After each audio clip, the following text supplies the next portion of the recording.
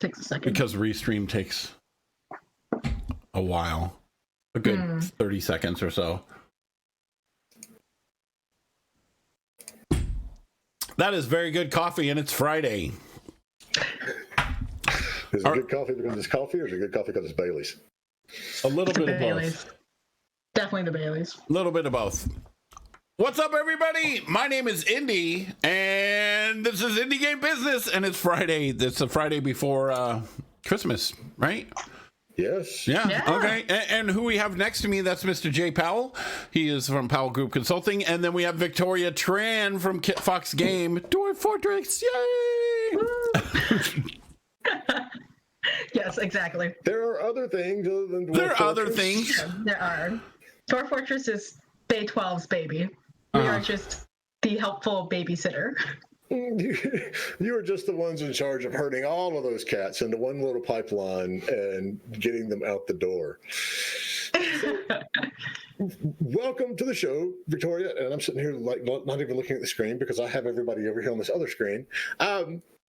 Tell us a little bit. You, of course, are the communications director at Kitfox Games, and y'all are a developer, Boyfriend Dungeon, Moon Hunter, and at the same time, you do publishing for indie games. And so tell us how you first got into the industry, and then walk us through your career up to this point.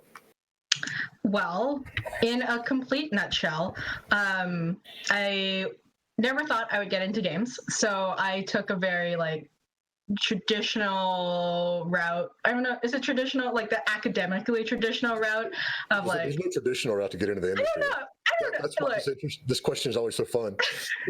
Look, technically my parents have a very traditional mindset when it comes to how I will become successful in the future, which includes being a doctor. Yes, exactly. Exactly. So I went to university, and I was originally studying sociology, and I was going to get into healthcare PR because I have a double minor in communications and social studies of medicine. So I did all that. I graduated, and then I had basically a mental breakdown on the floor of my apartment bathroom because I didn't want to do it. And I was miserable. I was like, I don't want to do this. I don't know what I'm doing here. So then what I did instead, because I was in this lull of I don't know what to do, is that I emailed so many random people about their jobs. And I was like, hi, I just graduated. I have no idea what I want to do. Can I talk to you about your job? And one of the people that replied back was a programmer on Child of Light. And she was so lovely to me. And she just basically assured me that everything was going to be okay. And that something that I thought wasn't going to be for me, which was games, was actually going to be welcoming to me, because I had never, I've always played games, I've always been interested in them, but it just never came up in my sphere of these are possible job opportunities, because I couldn't program, I didn't do art, and for some reason I didn't consider that games needed marketing. I don't know why. This was a mistake. There's a lot of developers to this day that don't understand that. And that's why we do this show. Exactly. Yeah, exactly. And I mean, I'm a marketer, so I was like, oh, why didn't I think about that? And I think it's also because I thought I needed to play a certain type of game in order to be considered someone who could be in games.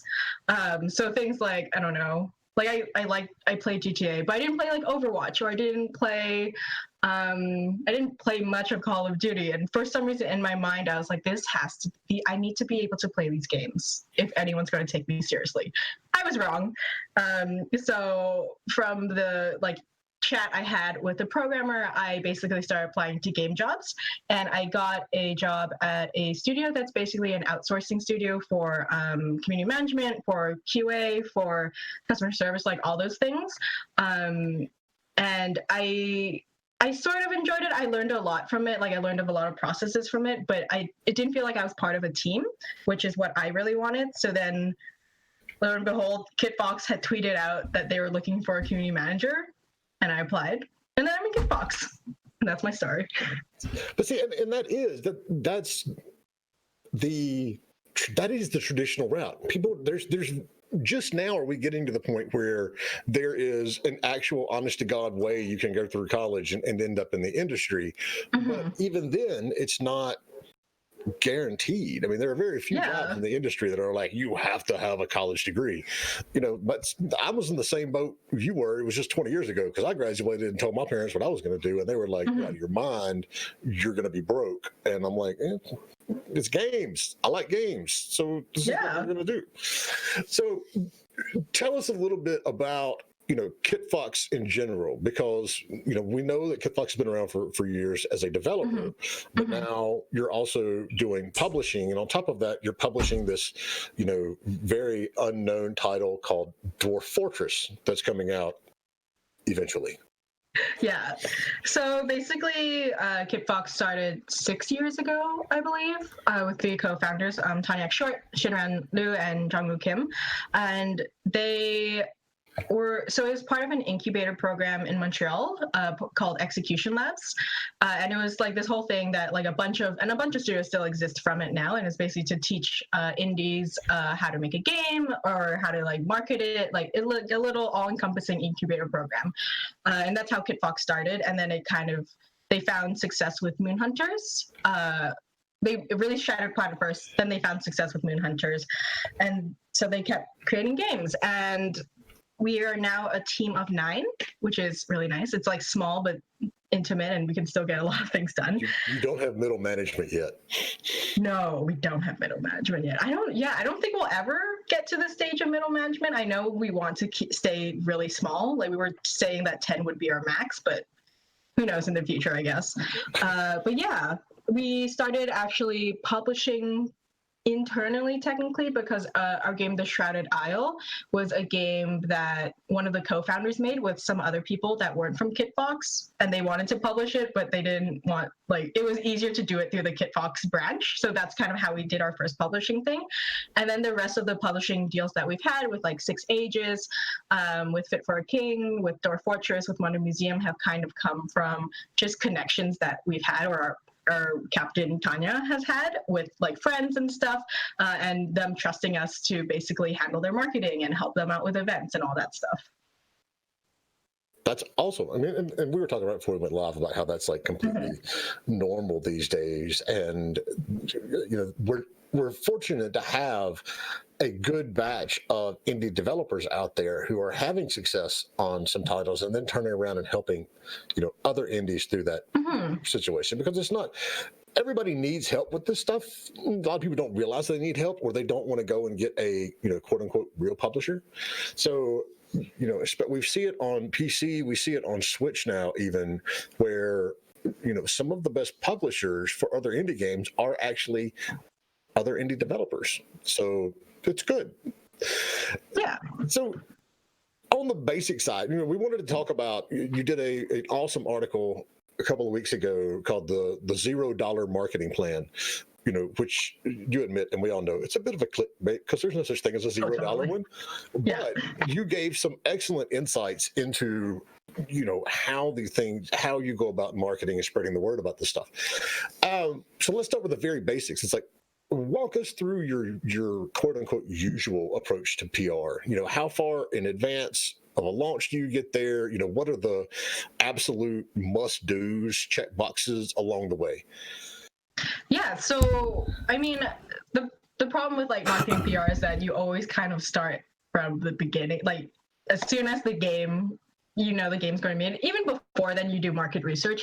But like as soon as the game is being made, you start thinking about like, all the marketing things you could do, like if you want to apply it for different shows, if you want to see if you can get like a deal with a major console, the marketing beats that you're going to have in the future. Is like you kind of like always mentally think about that. So it's hard to say like how far in advance in launch, because you're always thinking about it. Like there's never a time where you're not.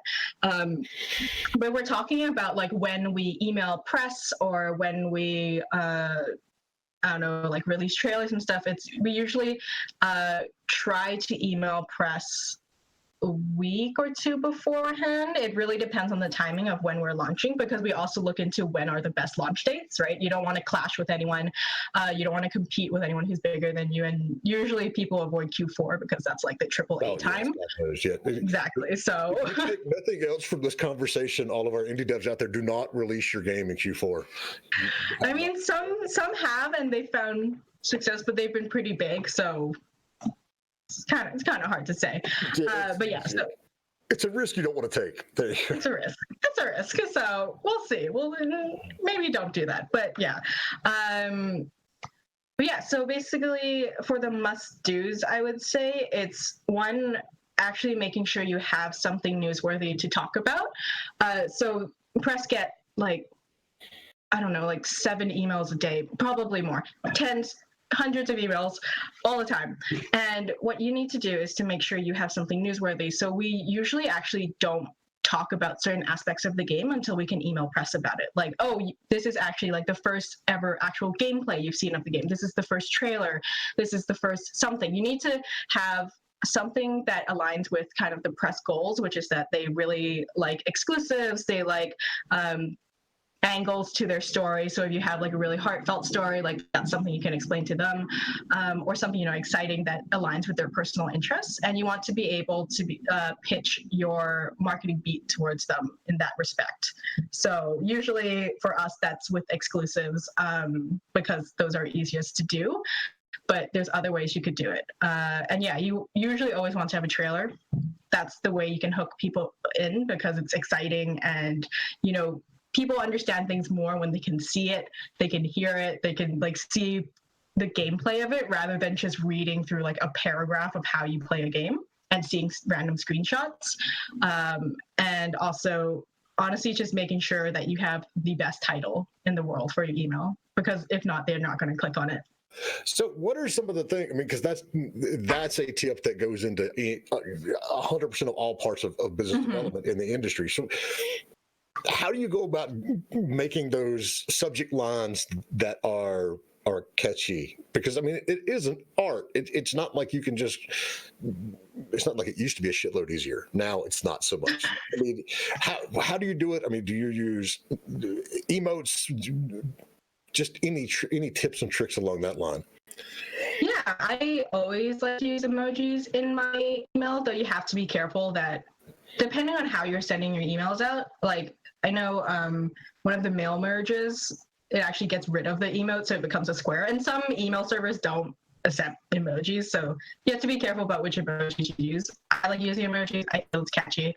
But that being said, that's not the most important part. The most important is the words you use in it. And what you can do is either A/B test it. So if you have like smaller press or like medium press, you can send different email titles and see which ones get the most clicks or the most opens, because usually you can track that if you're sending it through an email client, which I assume you are, that tracks opens. You can see like which one seems to be more interesting to people. Honestly, having someone to bounce ideas back off of, I usually ask our captain, like, do you think this sounds good? And then she'll suggest something back, and then I'll, again, work around with it. But it actually takes a really long time, and there's no real, like, there's no like formula of like title, adjective, verb, you know, all that kind of stuff. It's definitely just testing out, seeing what is most interesting about your game, and you knowing what's most interesting about your game or the news you're about to break, and putting it in the email title. So for example, if we have a new trailer, we'll be like, new trailer for Boyfriend Dungeon or whatever. Or when we're announcing that Boyfriend Dungeon existed, we were like, romance your swords, like Boyfriend Dungeon is coming to PC, that kind of thing. Quick shout out. Hey, Adrian Crook, dude, thanks for the watch party on Facebook. See, all right. So one of the things that you talk about in the article that you did is the modern buyer's journey. And it's interesting. Yes. I want you to walk us through that, but it's also interesting because a lot of developers, you know, and probably some publishers too, don't think through that level of, you know, the whole process of marketing with, like, you know, are you building up marketing or buyer personas and that sort of stuff. But walk us through the modern buyer's journey as you see it for indie games. Yeah, as in like what an actual person is going through when they're walking through the street. Okay, great. So I don't know if people know about it, but so a lot of people have seen, I think, the marketing funnel, which is it's like attract, convert, close, and delight, which is like, it's like a very like straight line. And kind of the modern buyer journey is like a circle with like little circles in between it. And it starts off with the awareness phase. So that's kind of like how people are aware that your game exists. So let's say like a casual Steam user who has never heard of you or your games is on Steam and they're browsing, like, how do they hear about your game? Is it through Twitter? Is it through Facebook? Do they listen to a podcast and, you know, it mentions your game? Or are they on Steam and they just see your game and it looks interesting? And then it goes into the consideration phase. And this is kind of how they think about what's happening. And a lot of people like think consideration is just like one step, but it actually has a mini loop in it, because now a lot of people, especially with the internet and, you know, Steam reviews and so many review sites, is that they'll research your game continually. And especially when your game isn't out yet, they'll usually like, you know, kind of, it might fall out of their minds, but then, you know, it might pop up again when you have another new exciting announcement, like a Nintendo Switch port.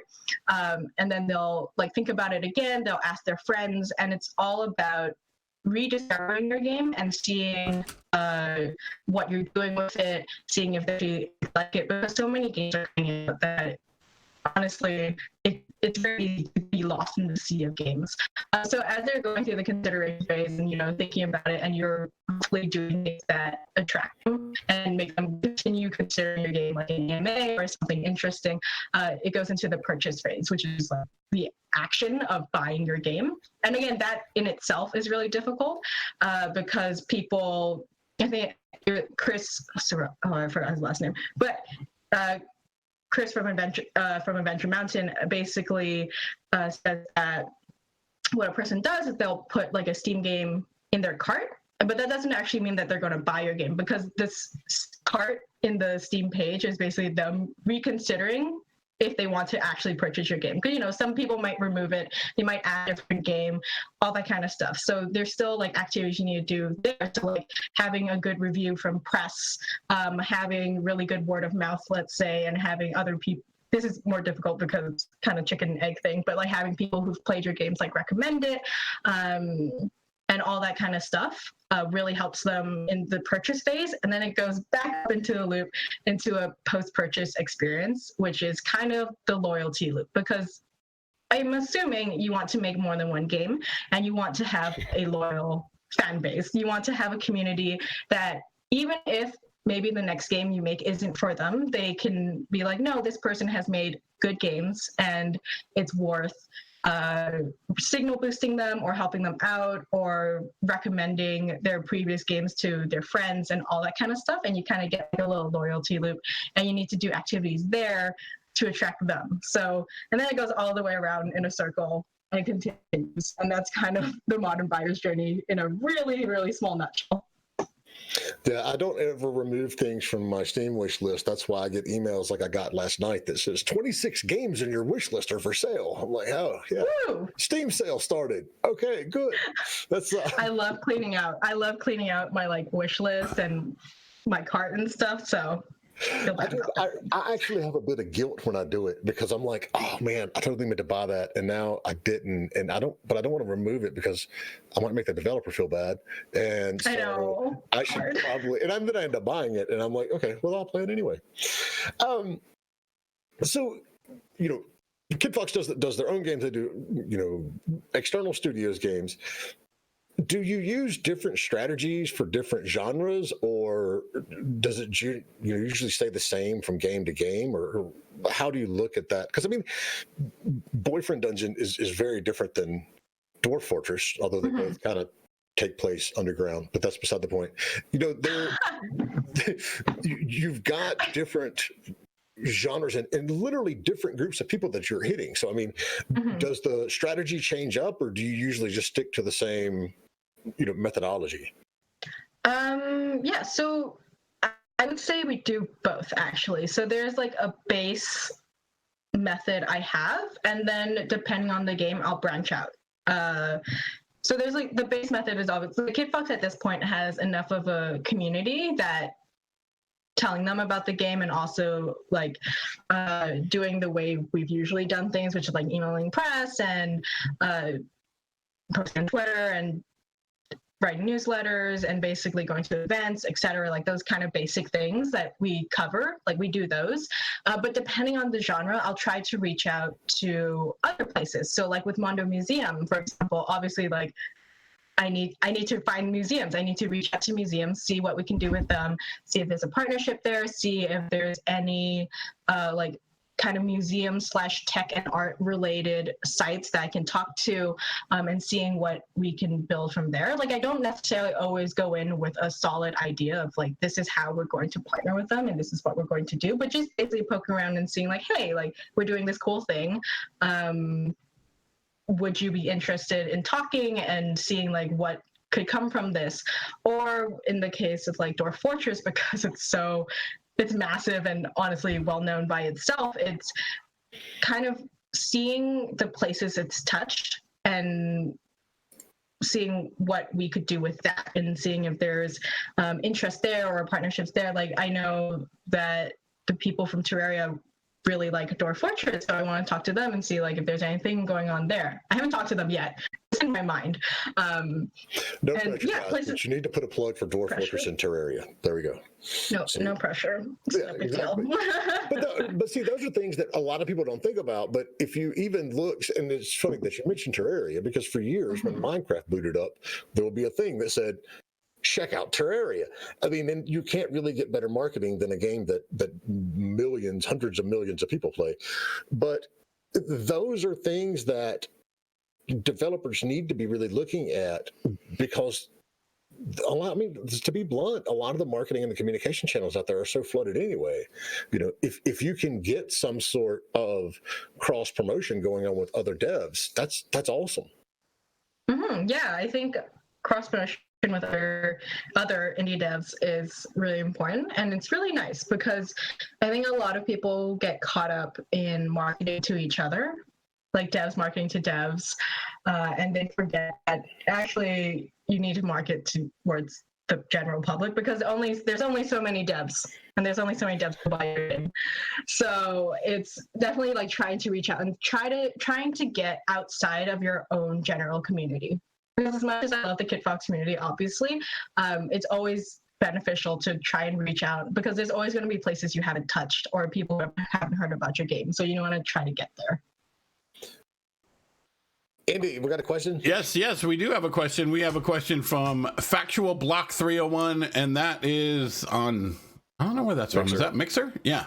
What do you think about spending money to influencer programs like Indie Boost, Restream.io, Matchmade, Keymailer, Twitch bounties, those kind of things? I actually have an answer for that, but I want to hear Victoria's. Okay. So it's difficult. It's difficult because I think a lot of people, and I'm biased because Kitfox doesn't use any of those things and doesn't spend money to pay for ads or like boosting things like that. And because it's so expensive usually to do those things, and with a questionable return sometimes, I don't necessarily encourage it for indies, especially because if you yourself aren't that used to marketing, it can be really hard to actually track your return on the investment you've made for that kind of thing. And it's generally better, I think, to build a relationship with the people you're either giving keys to or that you're working with or whatever. And sometimes like with things like key, what's the word key? What's that platform? Yeah. Plus with things like that, like I think it could definitely be very useful reaching in people, but it's something that I just prefer to do myself because it feels like I can better create a relationship. And especially as indies, that's something I value a lot. But if it works for you, then totally do it. It's just not something that we've done, or we've done it before and we weren't super like, it was cool, but it felt like it just was giving keys to people that we wouldn't talk to ever again. So that's my stand on it.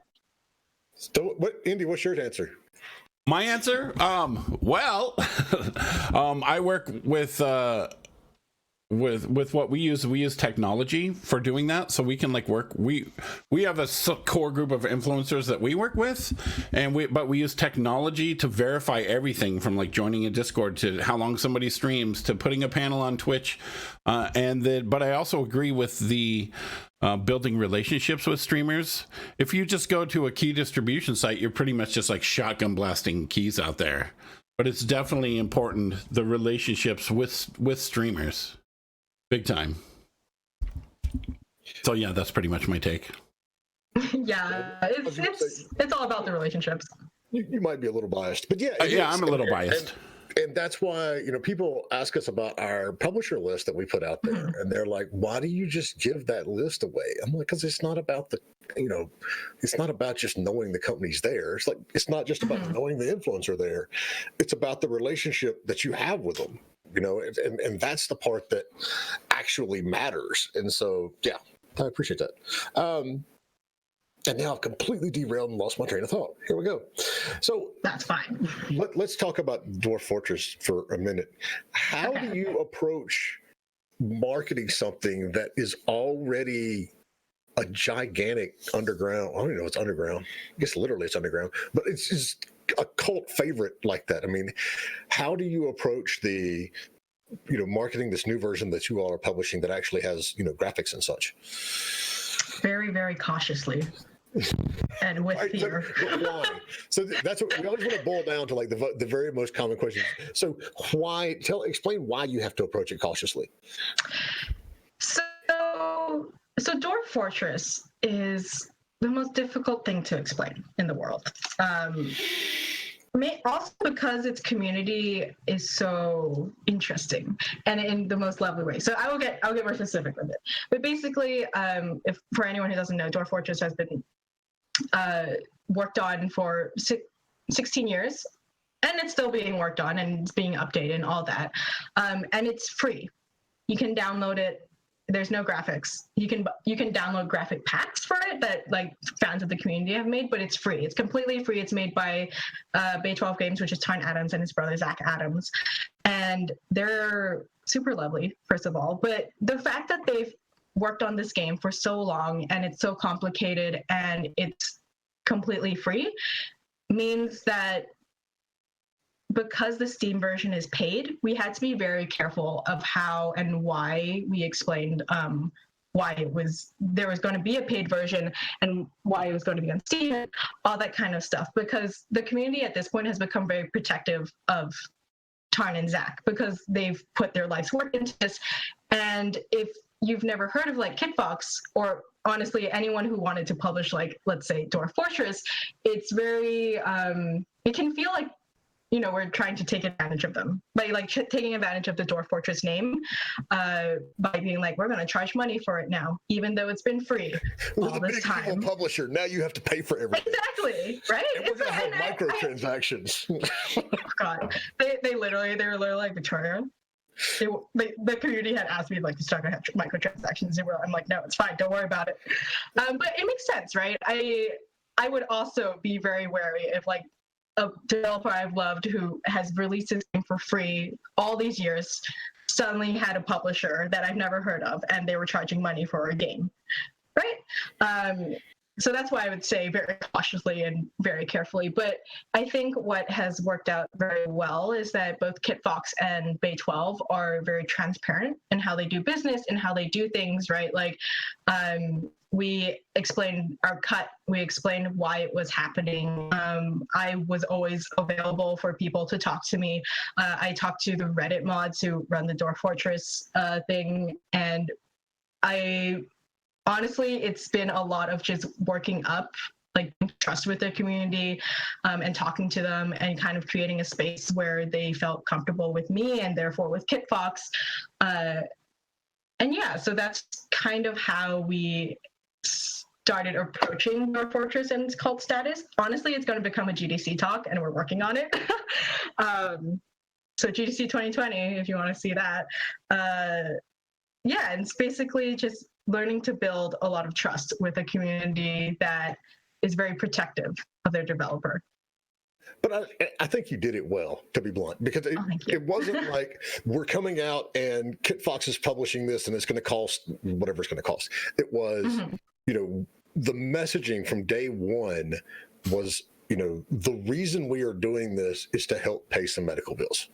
And Yes. that immediately, I feel anyway, cleared the air and said, okay, wait, now we understand. It makes a little more sense now. So you're dead on right. I mean, you have to be, when you're approaching something like this, Just you finished have up to walk, on extreme eggshells, because it can really go wrong in many, many, many ways. And I was joking earlier, for anyone who thought I was serious, there are not going to be microtransactions in the game. Yeah. It was, what was I going to say? Oh yeah, the reason we had announced it so early, because usually we would wait longer before we announced that we were publishing Dwarf Fortress, was that we were so nervous that somehow it would leak.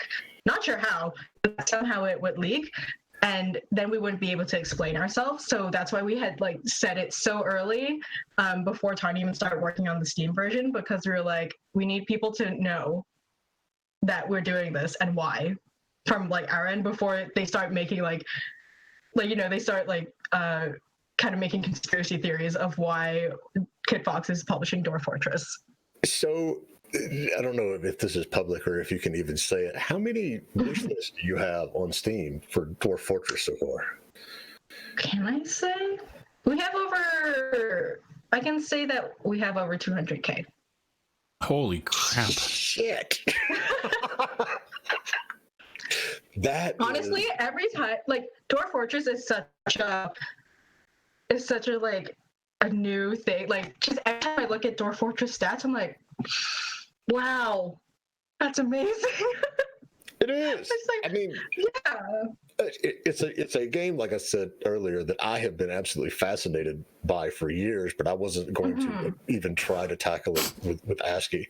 And if you haven't wish listed it yet, you should really go check out the Steam page, because even their release date is wonderful. If you look, you say the plan's release date, it says time is subjective. So that's got to be in and of itself a giant hurdle to actually go and apply graphics to all of this stuff. And so maybe that should be the next show we have, is how the hell are you actually doing this? So one of the points that you made in your, and I'm going to throw this curveball at you, it's not a question I put down, but it's one that just came to mind. Boy. So we talk a lot about the elevator pitch and the hooks. You have an awesome example in this article. It says, you ask, it's what game is this? Blank is a fast-paced 2D action adventure with challenging combat, a rich story, and gorgeous art. And I swear to God, that is half the unique selling points that I see in the industry.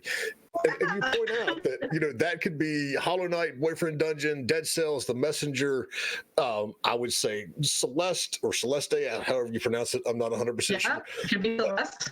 There are a shitload, and so how do you, as you're a developer, how do you fix that? How do you not come out sounding like, congratulations, you're like every other game that's out there right now?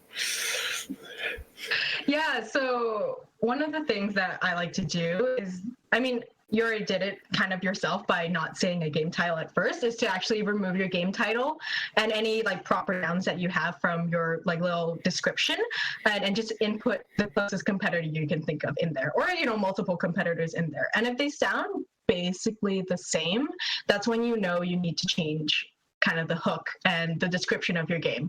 And if you need further help doing that, a really good exercise is to actually also try to describe your game again, but not use any of the words that you typically would use for it. So roguelike, even the word mystery or puzzle, all the words that you normally would rely on to describe this game, take them out and try to describe it again. It's going to be difficult, but it actually helps you reframe how your game is being talked about, and how maybe someone who doesn't know what a roguelike is will try to talk about your game. I'm trying to think. See, we get entrenched in this after you've been doing it for such a long. It's I'm sitting here trying to think, how would I describe a roguelike without using the word roguelike? Right? It's, and also, like, you don't know. You don't know. I don't even know. It's a challenging, Random levels, Mm-hmm. randomized. procedurally generated. We saw this the other week. All right, so I shared the news where ChooseCo, the company that does the Choose Your Own Adventures, that have done Choose Your Own Adventures, for at least 30 years since I was a kid, but they're going after and sending cease and desist letters to developers on itch.io who are using the phrase Choose Your Own Adventure. It's very easy to get caught up in that assumption. It's the same way that you don't say, I need a tissue, you say, I need a Kleenex. Well, Kleenex is a proper company. It's not. You, as an indie developer, you have to be aware of phrases like that. And it's where we can get caught in our own, vocabulary. It's like, well, it's a roguelike. What do you mean you don't know what a roguelike is? Or, we're going through this and we're choosing your own adventure. Well, you can't say choose your own adventure because that's an actual trademark. And there's no sense in I saw so much like flame on the internet, and they're like, well, they shouldn't. I don't know why they're coming after these little innocent indie devs. It's because they have to. They don't necessarily. It doesn't make a difference if they want to or not. Yeah. They literally have to protect their trademark. So it's a really good exercise to sit down and say, okay, how would I describe my game without making it sound like every other single game out there? So that is challenging. That's one of the things that makes you stand out, because if you don't, you're just going to get lost in all the noise anyway. So aside from constantly reworking and basically A/B testing your hook line, your elevator pitch, what are some of the other ways that developers can make themselves stand out? Because that whole discoverability and not getting lost in the red ocean of indie games out there is a huge deal. What else can they do to really not just be another game out there? Yeah, I mean, that's kind of the $1 million question, but it depends. It depends so much on the type of game you have and where your strengths are. So, I mean, social media, always useful, but not as useful as a lot of people think it is. So don't stress out too much. But there's events. Honestly, you just need to, even before you're making your game, you need to do some market research and competitor research and see kind of the similar games that have come out, and if they've worked, why they worked, and if they didn't, why they didn't work, and kind of know the market for it, right? So dating sims, I think, are increasingly getting a little bit more attention, and that's really great. But would we release a battle royale right now? Probably not. Probably never. But if we were into creating battle royale games, no, because it'd be way too difficult to compete with Fortnite and basically like every other battle royale game that's coming out. So you want to see kind of where like the flux of games is, and understanding how the market works, and seeing maybe trends in the industry, like seeing like, oh, like dating sims are becoming popular, but will it become popular when I can finally release my game in 5 years? Maybe not. And seeing gaps and seeing like interesting ideas and drawing interesting ideas from other people and other places, and creating something that's honestly not necessarily unique, like completely unique as in, oh yeah, this is a completely new game idea, but being able to frame and talk about your game as if it were the most unique thing in the world. Now, I thought that was like one of the features you were adding to Dwarf Fortress, the Battle Royale mode. Sure, yeah. Honestly, Dwarf Fortress is every single game. It is a dating sim, it's a battle royale, it's resource management, it's anything you want it to be. Who even knows what Dwarf Fortress is? It transcends game genres. So it does. You mentioned social media and how it's not nearly as good sometimes as people think they are. One of the big things that we always have to think about is click-through rate. And even, I've learned this through our newsletter and things like that. I would look at our newsletter click-through rate and go, oh my God, this is horrible. Nobody's actually clicking through. And then when you do a comparison in MailChimp, it's like, oh, we're actually got a really good one. Yeah. Click-through rates can tend to be very low. What are some of the benchmarks? And number one, how do you discover when you're playing with social media? How do you track your CTR? Let's just start there. Right. So social media itself does do link tracking. Like if you look in your tweet insights, it'll say like media clicks or link clicks, and that's kind of how you can track it. But also I would recommend, if you want to and if you can use like a free thing like Bitly, which allows you to do link tracking. Like once they click on it, it'll track it for you and it'll tell you like the location they were at and like kind of like all the different information that you might want to know about it. And that's kind of how you can check click-through rates there. And again, if you use things like MailChimp, they'll automatically track it for you when someone clicks something. But usually, if you can, you'd want to use some sort of customized link, just because like when people throw it on a Discord or when people throw a link randomly in an email and sending it to a friend, it's harder to track there. Like if it shows up on your Google Analytics as like not defined, then it's probably because someone was doing it word of mouth, which is fine, and you'll get a lot of those. But usually the more stats you have, the more you can see like, oh, this is where we're actually doing really well, and this is where we're not doing well, or this is where it's worth putting time into, and this is where it's not. So just looking at your article, my question. Yes. Why does Mondo Museum have a 30% click-through rate? So the thing about click-through rates is also that it's also very like, it changes with the times, as I will put it. So the time I had recorded Mondo Museum's 30% click-through rate was it was newly announced, so everyone was clicking on it, right? Everyone was like, oh, what's this?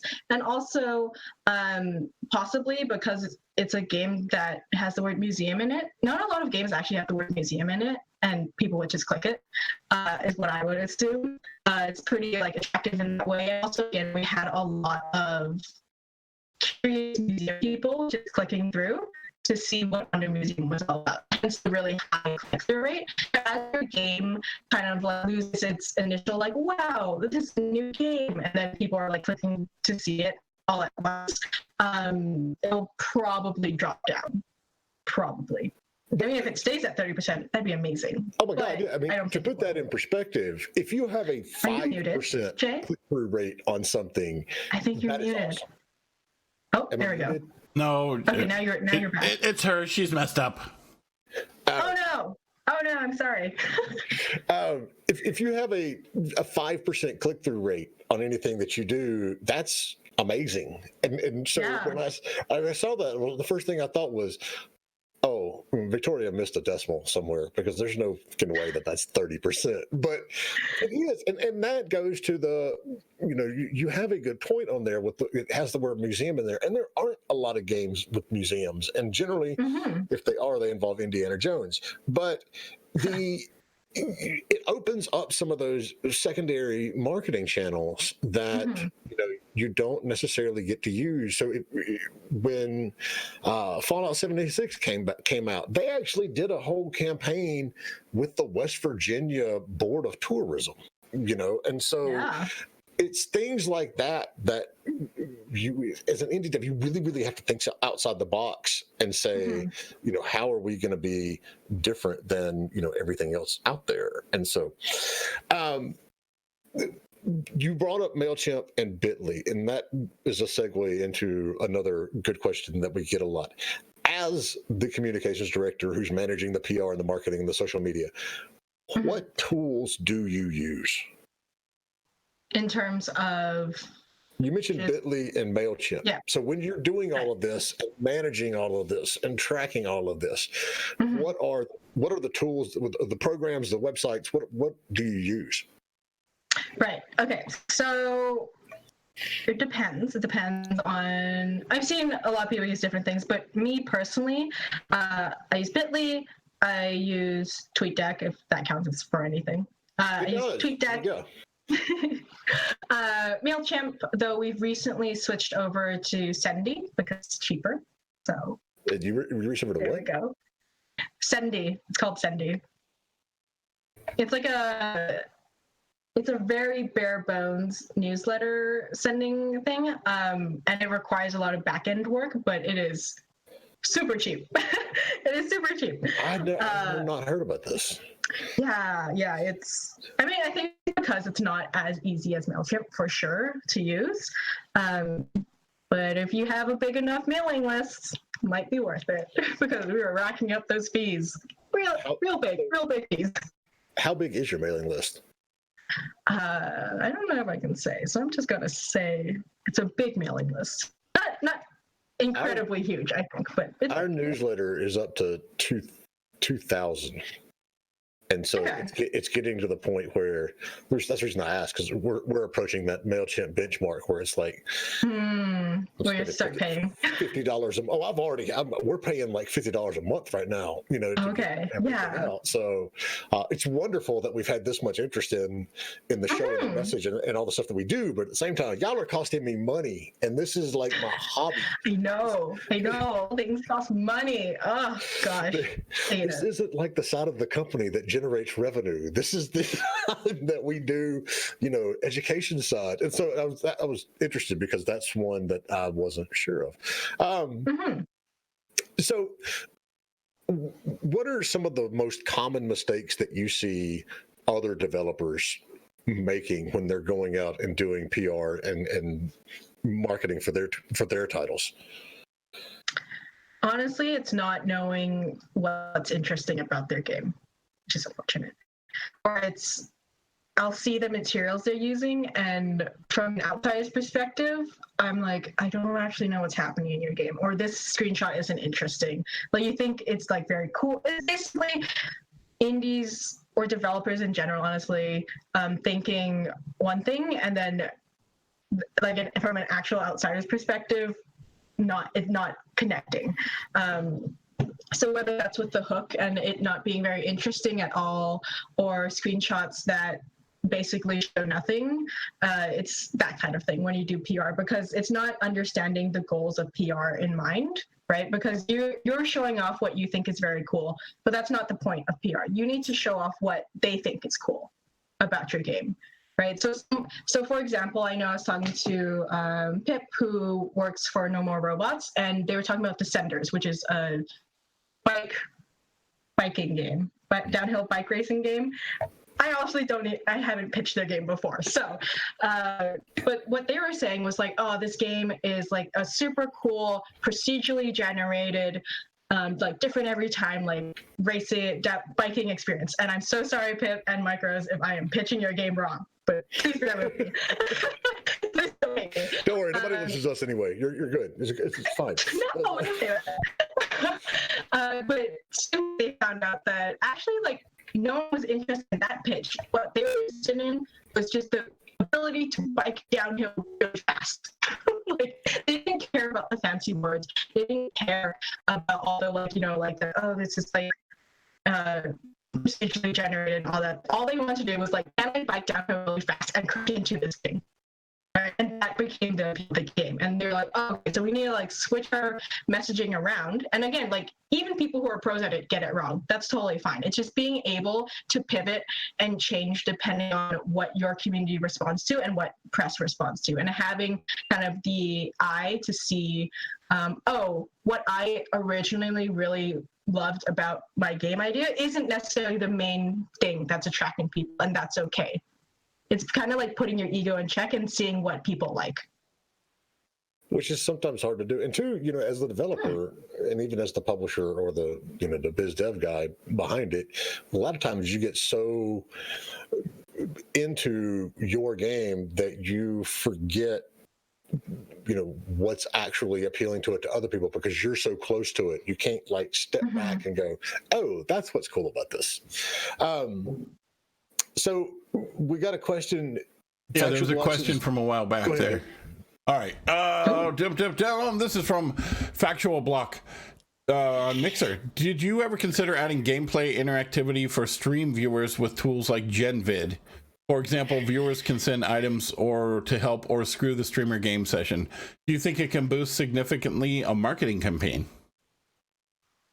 Yes, totally. I think if you can do things like that, definitely.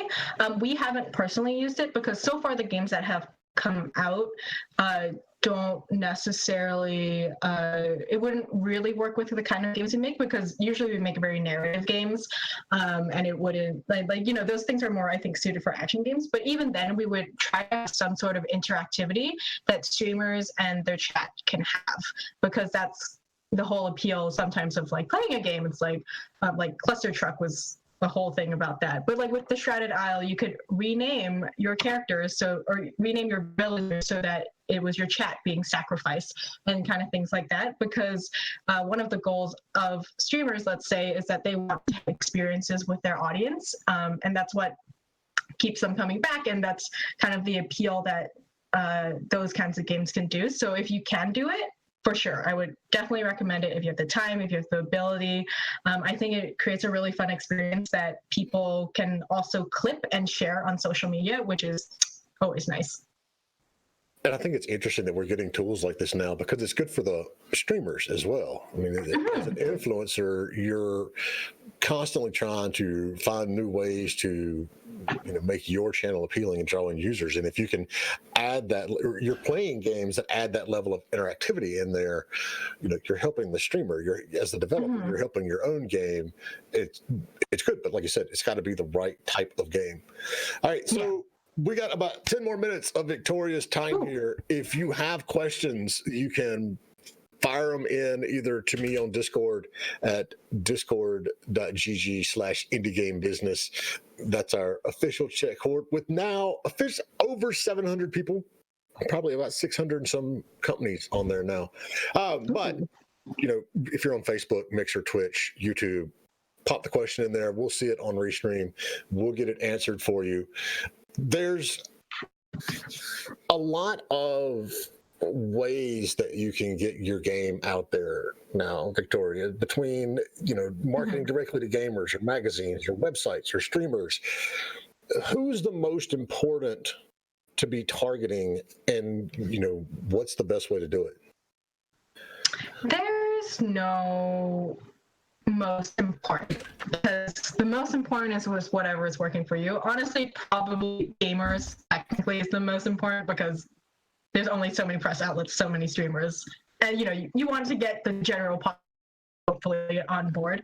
But who we target in terms of PR and stuff is everyone, again, because you want to reach as many gamers as possible. So there's people who read websites, people who read magazines, people who watch streamers, and for us, we found a lot of success with press and websites, but that doesn't mean that just because we found success with them means other people will find success with them, right? Like some games are more streamable, and you would want to focus more on streamers because you can.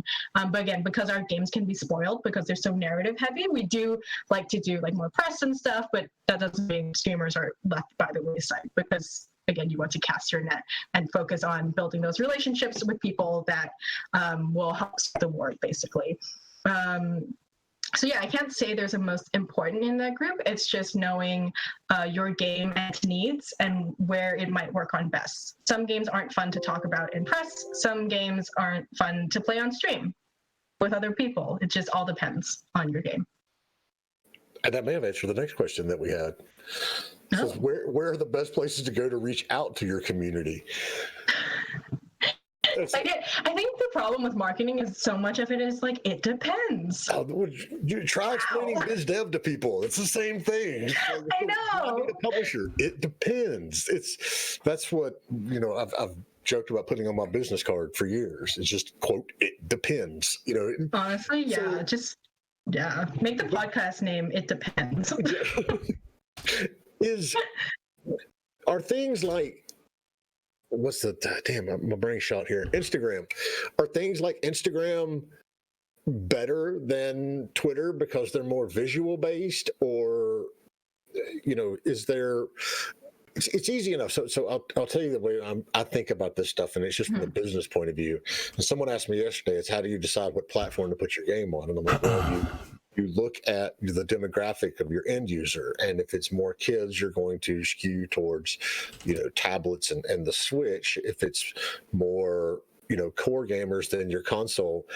Are there buckets that you can put certain demographics in for marketing? It's like, if I want to reach this type of demographic, I go to this social media platform. Is it, can it be done like that, or is it all too much mixed up in chaos? I think it can.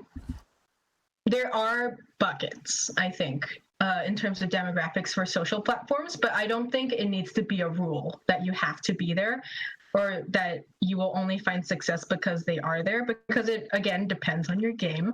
And I did talk a little bit about my $0 marketing talk, but if you track your conversion rates and your click-through rates carefully, over time, you'll see a trend of like, oh, okay. So like, for example, like our Twitter gets like a 17, I don't know, this random number because I can't remember my own article, but like, let's say our Twitter gets a 17% conversion rate. And then I check Facebook, which we work equally as hard on, let's say, and it only gets a 0.5% conversion rate. So now I know where our demographic is, and more importantly, the demographic that like cares about what we're doing and will click through and like buy the game and or be interested in what we're talking about, rather than just like casting a net and trying and spreading all my time and putting my time in a bucket that doesn't work. And yeah, so I would say there's like a lot of people and a lot of gamers and a lot of game developers are on Twitter because that's kind of the platform of choice for that demographic. But for other games, like before I worked on Kitfox, I worked on a very big, like a very large mobile game. And our biggest community was not on Twitter. Actually, Twitter was the worst one. It was on Instagram. Like our biggest community was on Instagram, and that's where we had the most interactions. And it could be the nature of the game. It was skewed a little bit more towards the female demographic and a little bit younger. So Instagram was kind of the place to be.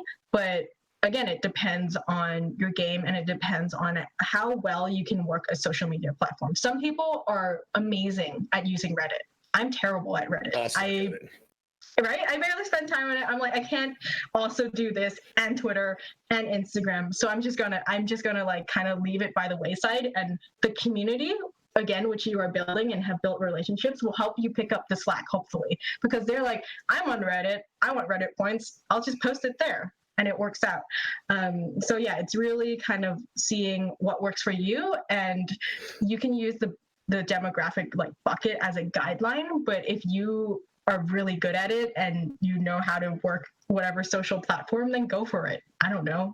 Maybe LinkedIn is a great place for it. Probably not, but you know. Probably. If you do things like I do and business to business, LinkedIn is great. And that's where we get the most of our traction. But with this show, for example, we get the most traction on Facebook. And so it's it just varies. What else we got, Andy? I think that's it. Is there any other questions? Yeah, we got one more that came in. Nope. With a roguelike, would it be better to promote it on game genre, sci-fi, horror, etc., or promote it as a roguelike? With that, would roguelike, Metroidvania, or RGN be better to describe it with? What's an RGN? I don't know what an RGN is. Is that a random generator number? Generated. Oh. I was like, yeah, I mean, it's okay, what is it?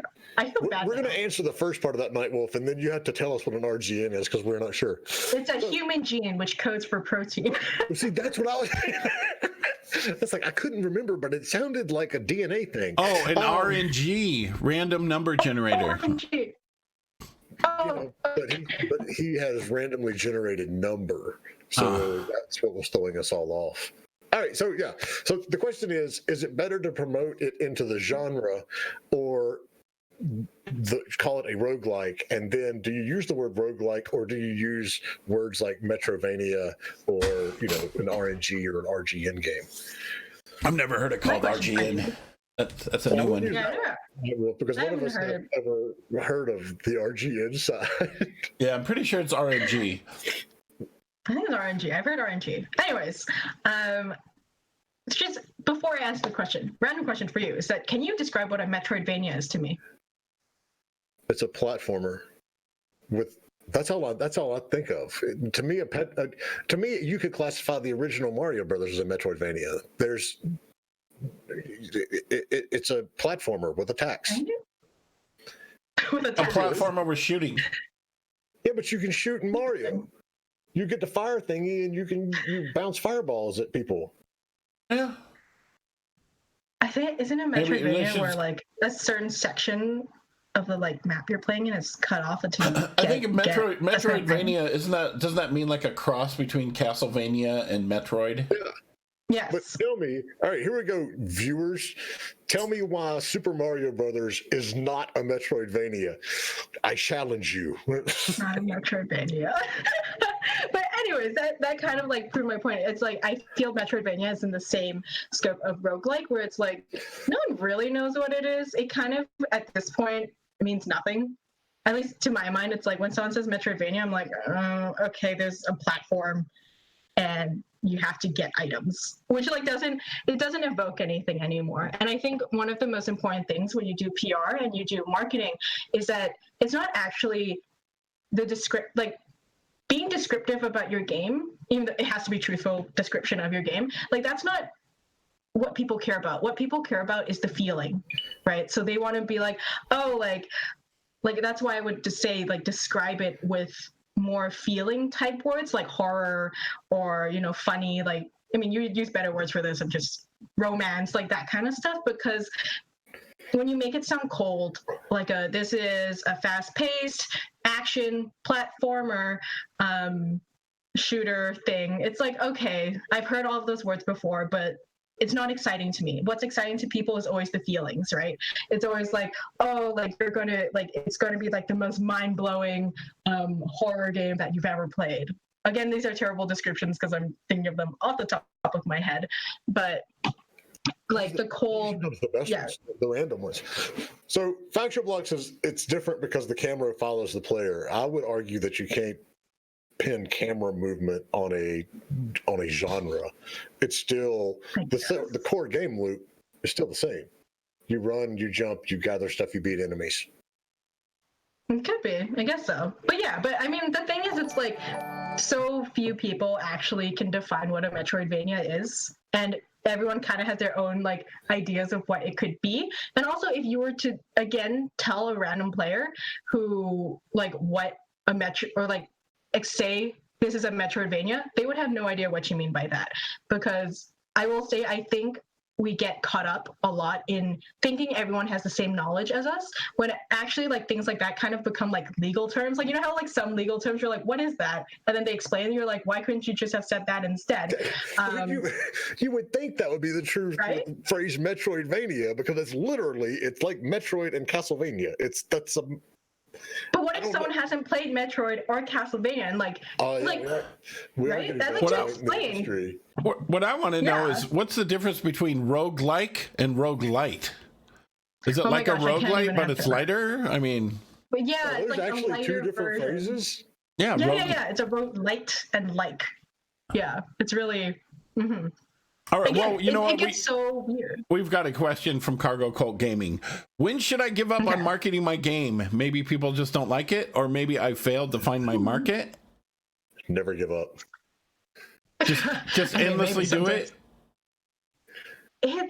Look, that's such a difficult question to answer, because you kind of need to know what the game is, and can you get an outside opinion is honestly the question. Like, and I don't think you need to stop marketing your game and give up on the game entirely. It's being able to identify what's going wrong or why it isn't catching on as much as you can. And at any point, especially when it's your first game, usually it's going to be like the hardest game to market in the world. Like, so there are some indies that have like big hits in the beginning, but like for Kitfox, even like Shattered Planet was super hard to market. It was super hard to get like people to pay attention to it because we were a new studio and no one knew what this game was, and there were so many games coming out.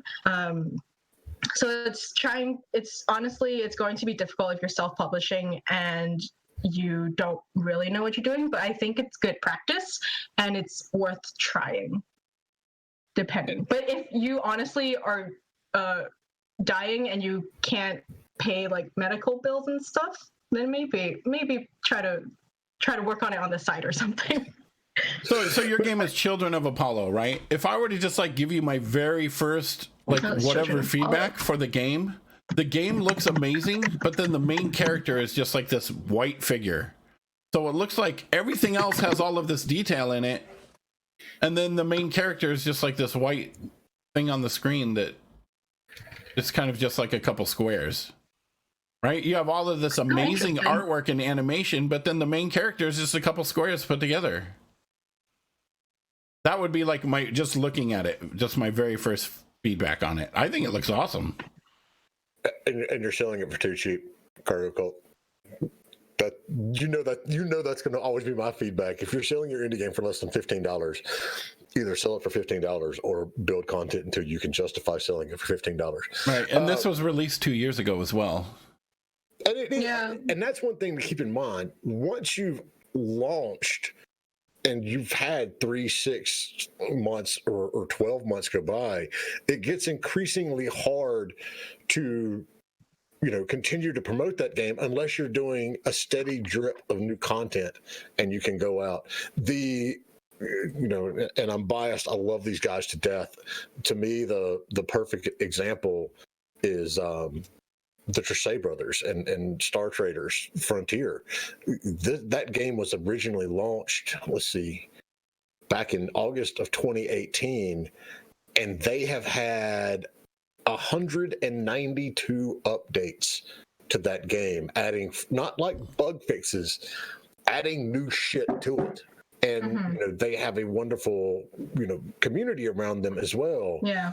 But that is a case study in how you keep people engaged in a game that's not quote unquote new anymore. Yeah, I think. Oh, sorry, I was totally interrupting. No, you're good. That's what we do. Mm-hmm. You're fine. You're the guest. You interrupt and tell us what we're doing wrong. No. I was just basically agreeing that it's like, because the game, I assume Children of Apollo, I just looked it up on Steam.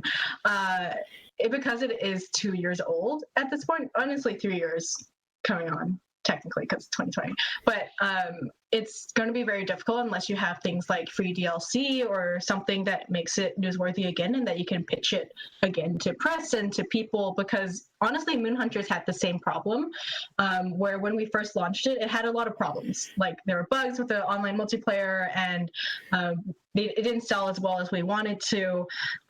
And the reason that it actually became a success is because we released a free DLC for it, which had like new characters and new environments. And then also we had the console ports, which helped again boost its like traction, and we kept showing it at shows. So it's not necessarily that your game is dead or that it's not working out, but maybe it's that you need to improve it and you need to see where like you can create more hype around the game. But you can't, it's very difficult to just not have anything new with it and have people play it and be able to market it very well. That being said, maybe it's like, maybe you're done with this game and you're like, you know what, I've like gotten my experience with it and I want to work on the next game and I've learned from the first one and I know how to do better. Then that is also a very valid thing to do. And another one of these case studies is look at No Man's Sky. I mean, that's not a huge team over there. And yeah, but they did have a huge amount of money. They did. That's true. But in terms of, something that has turned around from an abysmal and catastrophic shit pile of a launch to what it is now, it's one of those people things don't even think about that launch anymore. Not anymore because of all the stuff that they've added to it and all the stuff that they've done. We're past the point as an industry where a game launches and we're done. It has to have ongoing content, to keep the users engaged and to keep them playing it, because if you keep them playing it, you're going to keep streamers playing it. You're going to keep it in the news. You're going to keep it in social media. All this time that you're adding new stuff. But I'd have to agree, Cargo Cult. If you're not putting out new content and it's been 2 years, it may be time to cut bait and go to the next project, because that's what you really have to do. You've got to give people a reason to care, because if you send it to somebody, they're going to look at it and go, this game came out in 2017. Why should I care? Well, because we added new shit. There's all this new stuff in it, and go that route. All right, so we're like 10 minutes over, and I'm going to see Star Wars. So we got to get out of here. I'm thinking, Mini Me had a half day today, so we're running off to see Star Wars. He's going to cheer for Kylo Ren, and I'm going to hope Chewie shoots Kylo Ren in the face. Oh, so, hey, have you ever had Wookiee jerky before? I hear it's a little chewy. Oh my god. Oh my god.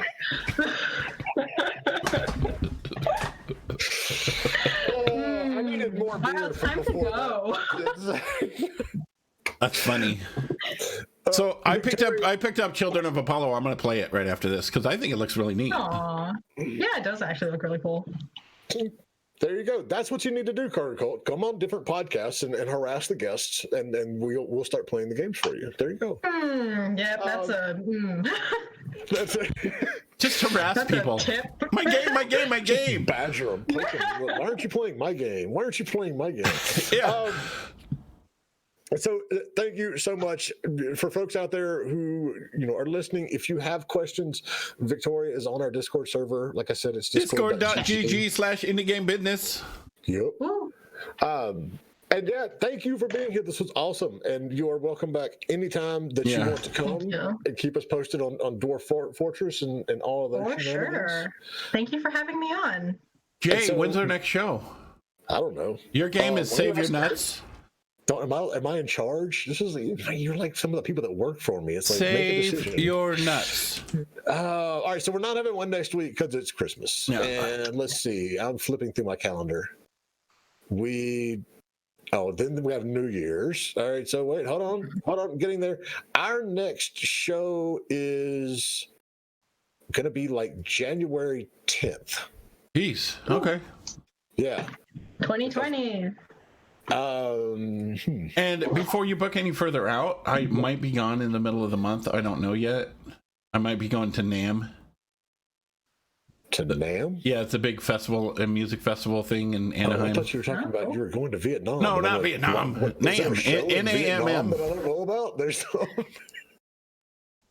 all right, yeah, cool. We can fix that. So our next guest, ironically, Victoria, you mentioned Chris. Chris has been on the show before. Chris is going to be our next guest in January. Don't tell him I forgot his last name because I love him. Worry, I don't want him to hate me. Pronunciation, so it's all good, and he understands. Okay, great. But yeah, so he's going to be the next one. I am going to do my personal best to add more back catalog shows to the podcast, but I'll get that audio up. Oh yeah, anchor.fm/indiegamebusiness, right? Yeah. Right. Exactly. Also, Factual Block and Cargo Cult Gaming, hit me up on Discord. Mine is indie #0001. That's a super special one. So hit me up on Discord. Anything else? That's it, dude. Everybody have you got a beer? It's season. Not even. It's just after 10. It's after 10 where you are. It's afternoon. It's like 1:15 where I am. It's totally, I can drink after 12. Yeah, it's fine. You're in your own office. It's not like you're going to get fired. Yeah, exactly. HR's not going to come down on me. I'm okay. No. All right, everybody, have a wonderful holiday. A happy Hanukkah, Merry Christmas, wonderful New Year, and Merry Christmas. Yeah. Thank you, Victoria, for coming on. Bye, everybody. Bye. Thanks.